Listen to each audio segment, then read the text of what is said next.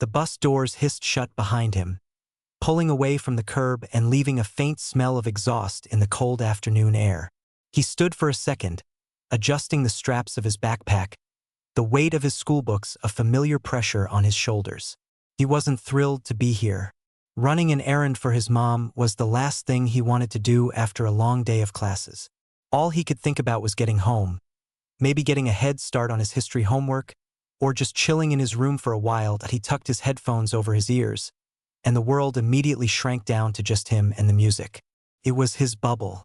With his hands in his pockets, he started walking towards the big, brightly lit grocery store entrance. The parking lot was busy, with carts clattering and people hurrying in and out, focused on their own lists and their own problems. He weaved through them, invisible in the best way, just another kid on a task. That's when he saw her. Near the automatic doors, an older woman was sitting in a motorized wheelchair. She was trying to do two things at once, and it wasn't working. Her right hand was on the little joystick that controlled her chair, nudging it forward in tiny, jerky movements. Her left hand was clamped around the handles of a big, blue reusable bag that was stuffed full and perched precariously on her lap. Every time the chair moved, the bag wobbled, threatening to tip over and spill its contents all over the concrete. She'd stop, adjust her grip, and try again, a look of pure frustration on her face. He watched this happen twice, 3 times. She wasn't getting anywhere. Something inside him just clicked. It wasn't a big, dramatic moment of decision. It was simpler than that. He saw someone having a hard time and he was raised to help. His mom's voice was in his head, not in words, but in a feeling. Don't just walk by. He pulled one headphone off, letting it rest against his neck, where the muffled beat of his music still thumped quietly. He took a few steps closer, not wanting to startle her.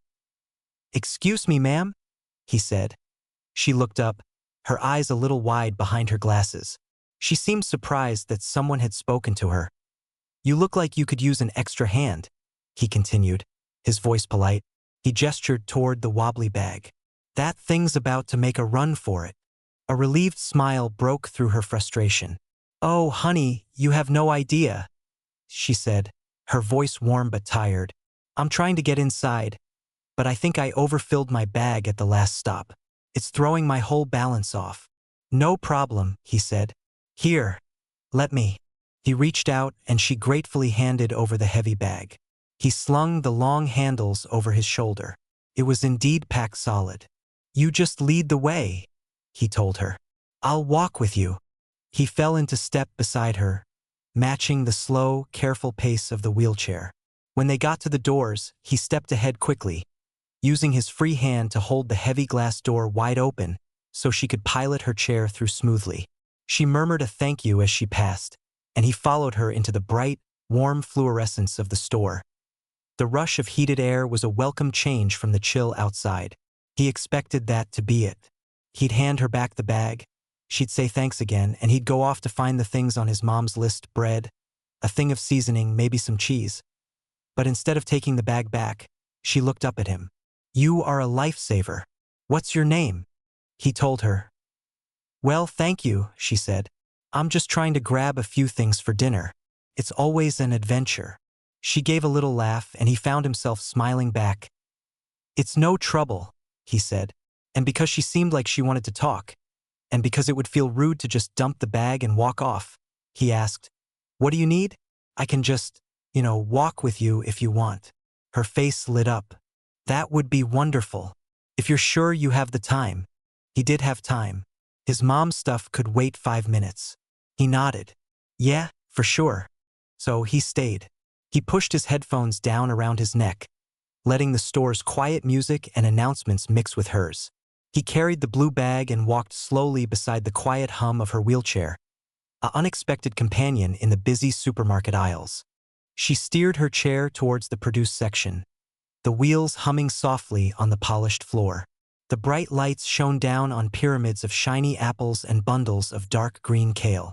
For a moment, they just navigated the space, him walking a step behind her, unsure of what to say. It was a little awkward, if he was being honest. He was just a teenager and she was a grandmotherly woman in a wheelchair. What were they supposed to talk about? But she broke the silence. "So, are you headed home from school?" she asked, glancing back at him. "Yes, ma'am," he replied. "Just stopped to grab some things for my mom." "That's very kind of you. What grade are you in?" "I'm a junior," he said. "Ah, junior year," she said, her voice taking on a knowing tone. "Big year. Starting to think about what comes next, I imagine." He nodded, even though she couldn't see him. "Yeah, a little bit. Trying to, anyway." It was the standard adult question, and he gave the standard kid answer. She stopped her chair in front of a display of oranges. "Could you reach 2 of those for me? The ones that look heavy for their size." "Sure." He stepped forward, easily picking through the fruit. He'd done this for his own mom 100 times. He found 2 that felt good, firm and weighty, and placed them gently in the basket she had attached to the side of her chair. "Thank you," she said. "You play any sports? You have the height for it." He couldn't help but smile a little. Adults always said that. "Basketball. Mostly just for school." "I love basketball," she said, her face brightening. "The teamwork, the strategy. It's a beautiful game when it's played right." There was a spark in her eyes when she said it, like she wasn't just being polite. She actually knew something about it. "It's all right," he said with a small shrug, playing it cool. But he was pleasantly surprised. Most older people just asked if he played, then moved on. "I like it. Helps blow off steam." "I'll bet it does," she said. She guided the chair toward the dairy aisle. The store was getting a bit more crowded now, with people rushing in after work. He found himself naturally falling into a sort of protective role, positioning himself so a person with an overflowing cart wouldn't cut her off. She noticed, giving him a small, appreciative nod as they waited for a man to grab his gallon of milk. She looked up at him again. "What about after high school? Any thoughts swirling around in there?" It was a big question. One he thought about a lot, usually when he was supposed to be sleeping. "I don't know for sure," he admitted, his voice more honest now. "Maybe college. Maybe learn a trade. Something where I can, I don't know, be stable. Help out at home." He didn't usually share that much with strangers, but there was no pressure in her questions. She was just listening. "Stable is a good goal," she said thoughtfully. "And helping out at home is a noble thing. But don't forget to think about what lights a fire in you. That's important too." He just nodded, taking that in. It was a different kind of advice than he usually got. Their little journey through the store continued. She'd point to a shelf of soups or a spice jar, and he'd reach for it. "You've got the reach of a power forward," she joked once as he grabbed a box of broth from a top shelf. He chuckled. "Comes in handy sometimes." They talked about simple things. The weather turning cold, how the store had rearranged the cereal aisle again, how she liked to put a little cinnamon in her oatmeal. It was easy, normal. He stopped noticing the other shoppers, stopped thinking about the time. The awkwardness had melted away, replaced by a simple rhythm. She would ask a question or make an observation, he would answer or agree, and they'd move a little further down the aisle. He wasn't helping a disabled woman anymore. He was just helping her. A person with a specific list who liked heavy oranges, knew about basketball, and gave pretty decent advice. The chair, her need for help, it all just faded into the background. It was just 2 people, getting some groceries, passing the time with a bit of conversation. For him, in that moment, there was no bigger story happening. It was just a simple act on a cold afternoon, feeling surprisingly human and uncomplicated. They made their way towards the front of the store, the basket on her wheelchair now neatly packed with her items. The canned goods were on the bottom, the bread and eggs carefully placed on top. He still carried the heavy blue bag over his shoulder, its weight now a familiar thing. As they joined the line for the checkout, a different kind of awareness settled over him. The line was long, snaking back past the magazines and candy racks. People were tired, looking at their phones, sighing softly. And he started to notice the looks. It wasn't anything loud or dramatic. No one said a word. But out of the corner of his eye, he saw it. A woman a few lines over glanced at them, her eyes moving from his face to the woman in the wheelchair and back again. A polite but curious expression on her face. An older man behind them gave a slow, almost approving nod, as if he was watching a nice commercial on TV. A store employee pushing a line of carts paused for just a second, taking in the scene. He understood what they were seeing. A tall black teenager in a hoodie and a worn backpack, standing patiently beside an elderly white woman in a wheelchair. It was a picture that told a story before anyone even spoke. He knew the kinds of stories people might think. Maybe they thought he was her hired helper.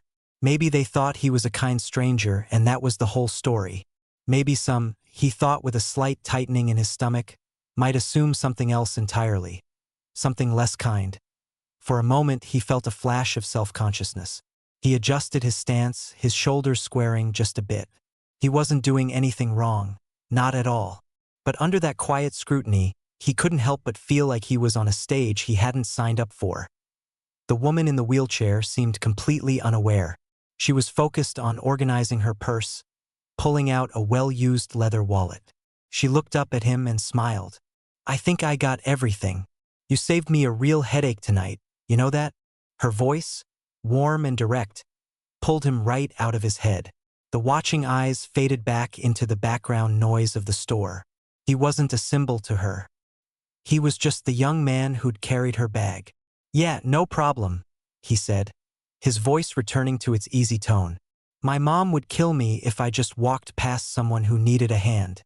She'd say it's common sense." "It is common sense," the woman agreed firmly.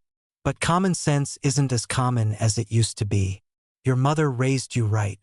She said it with a finality that brooked no argument. The line moved forward. When it was their turn, he sprung into action, not needing to be asked. He began unloading her basket onto the conveyor belt. He was careful, placing the eggs gently, setting the soup cans so they wouldn't roll. He didn't just dump things, he organized them, heavy things first, delicate things last. It was a small thing, but he'd been grocery shopping enough with his family to know how to do it right. The cashier, a young woman with tired eyes, gave him a small, genuine smile as he worked. "You're a good helper," she murmured. He just shrugged, a little embarrassed by the praise. He wasn't trying to be good. He was just finishing what he started. The woman watched him, her hands folded in her lap. There was a thoughtful look on her face, like she was observing something more than just a kid unloading groceries. When everything was scanned and bagged, he used her blue bag and one plastic one. He neatly packed everything, making sure the weight was balanced. The total flashed on the screen. The woman opened her wallet and pulled out some bills, handing them to the cashier. Then, she rummaged in one of the compartments and pulled out a crisp $20 bill. She turned her chair slightly toward him and held it out. "Here," she said, "for your time and your strong arms." He took a step back, his hands coming up, palms out. "Oh no, ma'am. I can't take that." "Please," she insisted, pushing her hand a little closer. "You went out of your way. You deserve a little something." He shook his head, his expression firm but kind. "Really, I can't. I was just helping. You don't gotta pay me for that." They had a little quiet standoff right there at the checkout. The cashier watched, waiting. The woman's eyes searched his face, looking for any sign that he was just being polite. But what she saw was simple sincerity. He meant it. Slowly, she pulled the money back, a look of deep respect softening her features. "All right then," she said, her voice quieter. "But thank you. Truly." It was more than just the help. It was the conversation. He felt a warmth in his cheeks and gave her a small, shy smile. "It was nice talking to you too." He gathered up her bags, looping the handles of the blue one over the back of her chair and placing the lighter one in her lap where she could hold it steady. His own errand was still waiting, but he felt a need to see this through. "You good getting out to your car?" "I am, thanks to you," she said. She reached out and for a second, placed her hand over his where it rested on the chair's handle. Her skin was cool and papery. "You remember what I said. Think about that fire. The world needs young people who care." He nodded, not sure what else to say. "You have a good night." "You too, sweetheart." He watched as she carefully navigated her chair away from the checkout, toward the sliding doors that led back to the cooling evening. He stood there for a few seconds until she disappeared from view. Then he let out a breath he didn't know he was holding, turned, and finally headed back into the aisles to find the bread and the seasoning his mom needed. The ordinary world of his own list settled back around him, but it felt a little different now, quieter and somehow warmer. The rest of his shopping felt quick and automatic. He found the right brand of seasoned salt his mom liked, grabbed a loaf of wheat bread, and picked up a block of cheese from the dairy case. The normal rhythm of the task took over, but his mind kept drifting back to the checkout line. The woman's words, the feel of her hand on his, the look in her eyes when he refused the money. It had stuck with him. He paid for his few items with some crumpled bills from his pocket, tucked the small bag under his arm, and headed back out into the dusk. The air was even colder now, and he zipped his hoodie up to his chin. The bus stop was just across the lot. As he walked, he replayed the conversation in his head. Think about that fire. It was a weird way to put it, but he kinda got what she meant. Most adults just asked what job you wanted. She asked what would light a fire in you. It was a better question. The bus ride home was quiet. He stared out the window at the passing neighborhoods, the houses starting to glow with warm, yellow light from inside. He thought about his own house, about his mom probably just getting home from work, tired. He thought about the mountain of homework waiting. The encounter at the grocery store began to feel like a small, separate thing. A nice little moment in the middle of a regular Tuesday. By the time he pushed open his front door, the smell of something cooking in the kitchen already pulling him in, it had settled into a quiet memory. Got the stuff? His mom called from the kitchen. Yeah, he said, dropping his backpack by the door and bringing the bag to her. He gave her a quick kiss on the cheek. Thank you, baby. How was your day? All right, he said, the universal teen answer. He almost mentioned the woman at the store, but it didn't seem like a big deal to talk about. Just the usual. He went to his room, changed out of his school clothes, and started on his homework. The world outside his window went dark. He ate dinner with his mom, told her a little about a test he had coming up, helped clear the table. The evening was perfectly, comfortably ordinary. 2 days passed. School, practice, homework, sleep.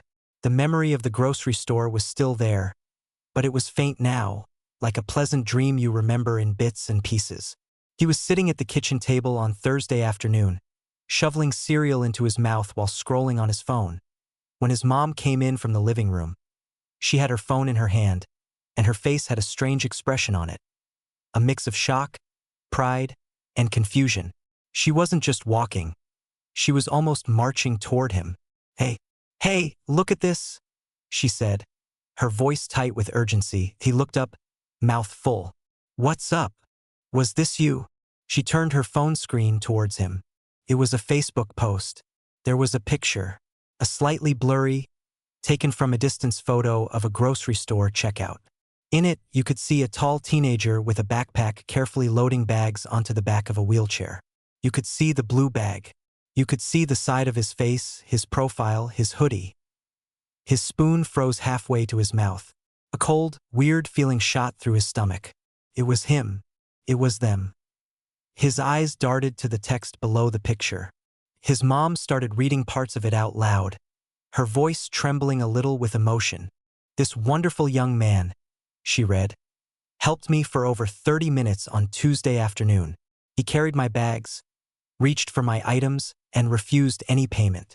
He was kind, respectful, and patient. He has no idea that I am the former principal of Carver High School, or that I've spent 40 years of my life on school boards and committees fighting for educational equality for every child in this city. The words started to blur together in his head. Former principal. Carver High. That was their biggest rival school. The one they played against in basketball. His mind spun. His mom kept reading. He just saw a person who needed help. In a world that often focuses on our differences, he saw our shared humanity. I am so grateful for him, and I am so hopeful for our future. If you know this young man, please tell him Dr. Evelyn Thompson says thank you. Again. She lowered the phone, her eyes wide and glued to his face. D'Antoni? Is this you? Dr. Thompson? The Dr. Thompson. He just stared, the cereal turning soggy in his bowl. The nice lady. The woman who liked basketball and talked about heavy oranges. That was Dr. Evelyn Thompson? He'd heard that name before. His history teacher had mentioned her once, calling her a lion in the fight for fair school funding. He pictured a serious person in a suit, giving speeches, not a woman laughing in the dairy aisle, teasing him about his reach. Yeah, he finally managed, his voice a dry croak. That was her? That's who that was. His mom put a hand over her mouth, then let out a short, astonished laugh. Baby, this is all over my feed. People are sharing it everywhere. Look at the comments. She scrolled, showing him. Hundreds of hearts, crying face emojis, shares, comments like, faith in humanity restored, and this is how we raise our young men. And where are the parents? Give them a medal. He felt hot, then cold. He didn't want a medal. He felt exposed, like someone had taken a private, simple moment and put it on a billboard for everyone to examine. He thought about the looks in the checkout line. Now thousands of people were giving that same look, through a screen. But I didn't do anything special, he said, almost to himself. I just carried a bag. His mom put her arm around his shoulders, pulling him into a tight hug. You did everything special, she whispered into his hair, her voice thick. You have no idea. That woman, she's a legend. And she saw you. He sat there, hugged by his proud mother, the buzz of the viral post feeling like a loud noise in the quiet of their kitchen. The memory was no longer a small, warm thing. It had been taken out, dusted off, and put under a bright, shining light. And he had no idea what happened next. The next 24 hours were a blur of buzzing phones and strange attention. His mom's phone kept ringing, aunts, cousins, old friends from church. They'd all seen the post. Each call was the same. Is that our boy? Tell him we're so proud. His own phone buzzed with notifications. Guys from the team texted him screenshots with fire emojis. A girl from his history class sent a message that just said, OMG, you are famous, LOL. It felt less like fame and more like he was under a microscope. He went to school the next day, and it was the weirdest part. Teachers he barely knew gave him nods and small, approving smiles in the hallway. His English teacher paused before starting class. I saw something online about a good Samaritan in our midst, she said, glancing his way. A few kids turned to look at him. He sank a little lower in his seat, his face feeling hot. Between classes, his best friend clapped him on the back. Yo, you're a celebrity, man. You gonna get on the news. Shut up, he mumbled, but he smiled. It was awkward, but it was also his friend. That felt normal. The real surprise came later that afternoon. He was in his room after practice, trying to concentrate on a math worksheet, when his mom called him. Her voice had that official tone again. Honey, come here. There's a lady on the phone for you. For me? Who is it? Just come take the phone. Puzzled, he went to the kitchen and took the cordless handset. Hello. Hello. Is this the young man who helped an old lady with her groceries on Tuesday? The voice was warm, familiar, and full of gentle humor. His heart jumped. Yes, ma'am. It was her. Dr. Thompson. She sounded exactly the same as she did in the store. Kind, direct, and a little bit amused. I hope you'll forgive an old woman for tracking you down through the school district, she said. I just wanted to call you myself. I saw that my post caused quite a stir. It got around, he said, not knowing what else to say. I wanted to apologize if it made you uncomfortable, she said, and he could tell she meant it. That was never my intention. I was just so touched by your kindness. I wanted to put some good out into the world. Sometimes I forget how fast that good can travel. Hearing her say that eased a tightness in his chest he didn't even know was there. It's okay, he said. My mom's real happy about it. Dr. Thompson laughed softly. Mothers have that right. I also called because a friend of mine works at the local news station. They'd like to do a short, simple story about it. They want to talk to both of us. What do you think about that? The thought of being on TV sent a jolt of pure panic through him. Standing in front of a camera with lights and a microphone? talking about something that was just normal? I don't know, he said quickly. I'm not really. I don't like that stuff. That's a perfectly fine answer, she replied, without a hint of pressure. Let me tell you what I told them. I said we would only do it if you were completely comfortable. No surprises. No trick questions. And if you say no, that's the end of it. I will tell them thank you, but no. He was silent, thinking. He looked at his mom, who was pretending to wipe the countertop but listening to every word. She shrugged, leaving it up to him. What would we even talk about? He asked. Oh, I think we could manage, Dr. Thompson said, her tone light. We could talk about heavy oranges and the importance of common sense. And maybe, if you felt like it, we could talk about how young men like you are the real story, not the negative ones we often see. He thought about the looks in the checkout line again. But this time, he also thought about her hand on his, and her saying the world needed people who cared. Maybe, just maybe, he could say that. Not for the camera, but for her. Would you be there too? He asked. Of course I would. Right beside you. We're a team. Remember? You carried the bags. I'll carry the conversation if it gets too heavy. That made him smile. Okay, he heard himself say. Okay, we can do it. Wonderful, she said. I'll make the arrangements. And don't you worry for a second. We'll keep it simple. Just two people who met in a grocery store. When he hung up, his mom was looking at him, her eyes shining. You're gonna do the news interview? I guess so, he said, the reality of it starting to sink in. He felt nervous, a fluttery feeling in his stomach. But under that, there was something else, a small, steady sense that he was doing the right thing. Not for the fame, but because a person he respected had asked him to, and because maybe, in some small way, it mattered. He wasn't just a kid who helped anymore. He was a kid who was about to explain why helping shouldn't be news, and that felt bigger. The news segment was filmed not in a studio, but in Dr. Thompson's living room. It was a cozy, book-filled room that smelled like lemon polish and old paper. He sat on a firm, floral-patterned sofa, feeling awkward in his button-down shirt. Dr. Thompson sat in her wheelchair beside him, wearing a bright blue scarf. A reporter sat in a chair opposite them, and a cameraman stood quietly in the corner, a red light glowing on his equipment. He was nervous. His palms were a little sweaty, and he kept his hands folded tightly in his lap. The bright lights they'd set up made the room feel hot and unreal. The reporter, a woman with a calm voice, started by asking Dr. Thompson about the post and why it meant so much to her. Dr. Thompson spoke easily, her words flowing. She talked about her career, her passion for education, and how after a lifetime in schools, she believed the simplest lessons in character were often the most important. And then, she said, turning to smile at him, this young man offered me a lesson, just with his actions. He saw a human being, not a disability. He saw a need, not a burden. In our world, that's a profound thing. Then the reporter turned to him. The microphone felt like it was a mile wide. And for you, she asked, her tone gentle, what was going through your mind when you saw Dr. Thompson struggling?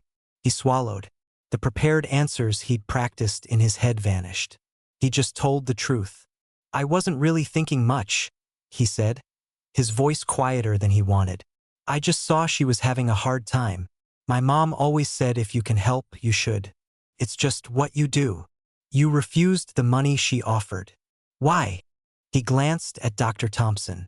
She gave him an encouraging nod. Because you don't take money for that, he said, shrugging. It wasn't a job. It was just being decent. If you start taking money for being decent, then what does that mean? The reporter smiled. Dr. Thompson mentioned you two talked about the future. Did that conversation have an impact on you? He thought for a second. The cameras felt less important now. He was just answering a question. She asked me what lights a fire in me, he said. Nobody ever asked it like that before.